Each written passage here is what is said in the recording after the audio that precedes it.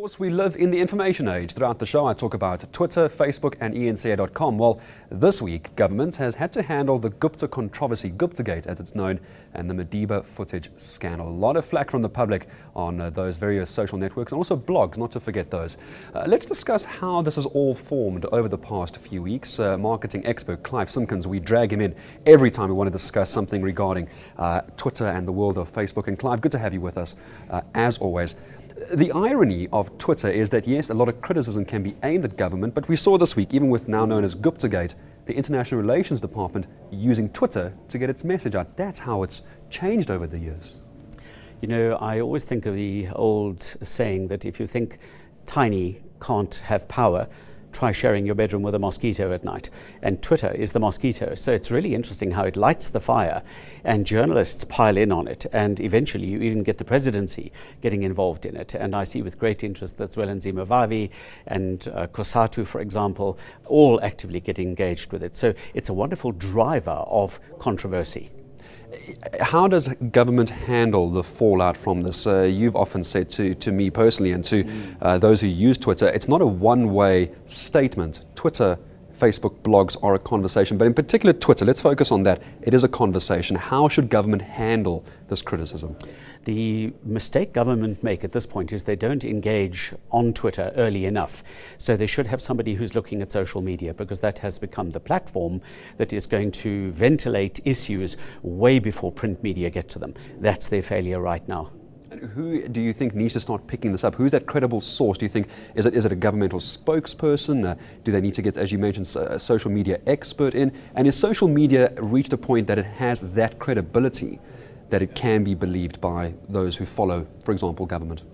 Answer to the last bit first. All media, in fact, has now become social, because as you guys have people tweeting you during the show and making comments and you respond to them. So television, newspapers, radio, all of those have now become fully interactive. So the whole genre of media and the whole nature of media has now become pretty social. If I were to choose somebody for government, I'd say somebody with very high emotional intelligence, somebody who really understands how the machinery of state works, but who is also technologically very literate and who is a good spoken and written language person.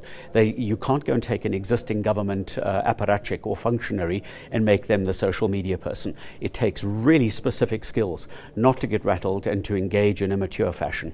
People are asking the question, why should government care what people say on Twitter about how they handle situations? What's your response? Government does care. Government is very worried about 2014. Not that they're going to lose the election, but they're worried about the loss of status that they had and the loss of the percentage. And they don't like having the media hounding them, as they have been hounded in the last week. But the fact is, we have a president who is chronically mired in controversy. And I don't care whether he knew about the Gupta thing or didn't know about it, for example. Fact is, he's inextricably interwoven with them, as is his son, as are other members of the legislature. Do you think that they're going to call it damage control now because it's past the fact of both the Gupta situation and the Mandela footage situation as well? Are you suggesting that perhaps governments should preempt this by using Twitter, as many of them do? We know Clayson Moniela, I know you and I follow him on Twitter. He handled this Gupta fallout quite well by tweeting. Is that the way that government should be coming forward and trying to address issues before they become these big scandals? The key in any public relations exercise is engage as early as possible, even if you have to say, we don't really know how it happened, we agree it shouldn't have happened, and we're looking into it. And that's what doesn't happen.